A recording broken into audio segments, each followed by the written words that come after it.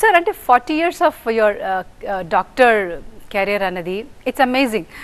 దాని తర్వాత political, it's different facet. So how do you feel, first of all, the feel? Yeah, I was involved in the politics when my father is contesting from 1985 onwards. We did almost 3 to 4 elections along with him. Okay. I did, of course, it is not a open thing. I supported my father during all the elections. అంటే politicals ఏం కొత్త ఏం కాదు, కాదమ్మా. ఇంట్లో ఆ వాతావరణం కానీ లేకపోతే నాన్నగారితో తిరిగిన అనుభవం కానీ ఉంది నాకు. అంటే from 1985 onwards. For the past 20 years we are not, I am not going into that thing. Okay.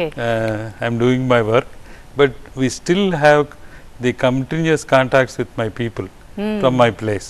I belong to a small place called Avanigadda. Oh. So it is a corner of Krishna district where river Krishna divides into two, joins Bay of Bengal.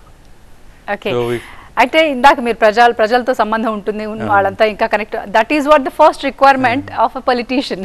అంటే ప్రజానాయకుడు కావాలంటే ముందు ప్రజల్లో కదలాలి, కాబట్టి you have that, కాబట్టి that's a first mark you ticked up. Sridhar Reddy ఉన్నారు మీతో మాట్లాడడానికి, all the way from USA. Sridhar Reddy గారు. నమస్తే మేడం. సార్ మాట్లాడండి. డాక్టర్ గారు నమస్తే సార్. నమస్కారం అండి డాక్టర్ గారు. నమస్తే డాక్టర్ గారు. 2 questions అండి. యాక్చువల్ గా మాకు వైఎస్ఆర్సీపీ జగనన్న అంటే చాలా ఇష్టం. అవునండి.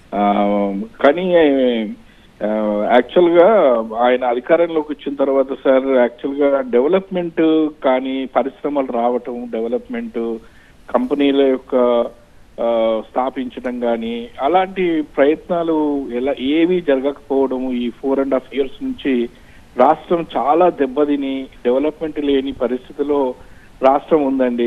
మేము అసలు ఎందుకు జగనన్నకి ఓటేసి గెలిపించామా అని చాలా చాలా బాధపడుతున్నాం సార్. ఎందుకంటే డెవలప్మెంట్ అనేది లేదు, కేవలం సంక్షేమం పథకాలు మాత్రమే, బటన్ నొక్కడం మాత్రమే ఉంది. కానీ ఈ పరిశ్రమలు కనీసం రోడ్లు కూడా వేయలేని పరిస్థితిలో ఈ 3 రాజధానులు ఒకటి తీసుకొచ్చి ఈ కనీసం ఒక్క సిటీ అయినా డెవలప్ చేయలేదు సార్. దాని గురించి మీరు ఏమంటారు?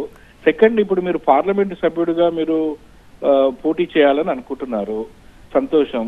కానీ ఇప్పుడు బీజేపీకి పార్లమెంటులో కేంద్ర ప్రభుత్వానికి 60 బిల్లులకు మద్దతు తెలిపారు. కానీ పోయిన ఎన్నికల ముందు మా జగనన్న చాలా పెద్ద బిల్డప్ ఇచ్చారండి, స్పెషల్ స్టేటస్ తీసుకొస్తామని. కానీ ఎన్నికలకు వచ్చిన తర్వాత చేతులు ఎత్తేశారు, అన్ని బిల్లులకి నోరెత్తకుండా మద్దతు తెలిపారు. మరి కనీసం బిల్లులకు మద్దతు తెలిపే ముందైనా మాకు స్పెషల్ స్టేటస్ కావాలని కానీ, లేకపోతే రైల్వే జోన్ కావాలని కానీ ఏమీ అడగలేదు. కేంద్ర ప్రభుత్వం అంటే అంత భయం ఎందుకు? సిబిఐ కేసులు నెత్తి మీద ఉన్నందుక? చెప్పండి. అంటే జనరల్ గా డెవలప్మెంట్ అన్న దాని మీద విమర్శ వస్తూనే ఉంది. So how do you react sir? Development లేదు అన్నది మీరు చేస్తున్నారు, వైసీపీ ఆర్ ద అధికారంలో ఉన్న పార్టీ, బట్ స్టిల్ ఇంకా అంత విజిలెంట్ గా లేదా, అంత ఆబ్వియస్ గా లేదా, ఏమంటారు? మనిషికి కావాల్సింది కడుపు నిండాలమ్మా. ఫస్ట్ కావాల్సింది కడుపు నిండాలి, ఆకలి, దాని తర్వాత మనకి వైద్యం, విద్య, తర్వాత ఈ 3 గూడు అంటే ఉండటానికి ఇల్లు.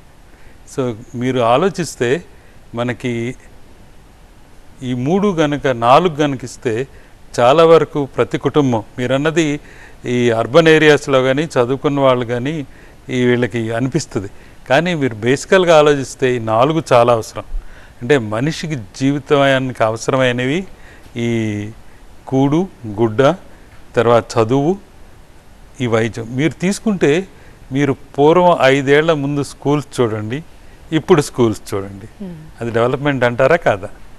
నాడు నేడు ప్రోగ్రామ్. నేను 20 ఏళ్ళ నాడు మా ఊర్లో, చిన్న ఊర్లో అసలు స్కూల్కి లేడీ టాయిలెట్, ఆడపిల్లలు చదువుకున్న స్కూల్కి టాయిలెట్ లేదండి. సో నా దగ్గరికి వాళ్ళు చెప్తే నేనే టాయిలెట్ కట్టించాను. అలా చాలా ఊర్లకు కట్టించాం. దీనివల్ల ఏంటంటే ఇప్పుడు నాడు నేడు ప్రోగ్రామ్ వచ్చినందువలన చాలా స్కూల్స్ ఇంప్రూవ్మెంట్ అయినాయి. రైట్. సో డెవలప్మెంట్ అనేది ఒక ప్రాసెస్. It's a process.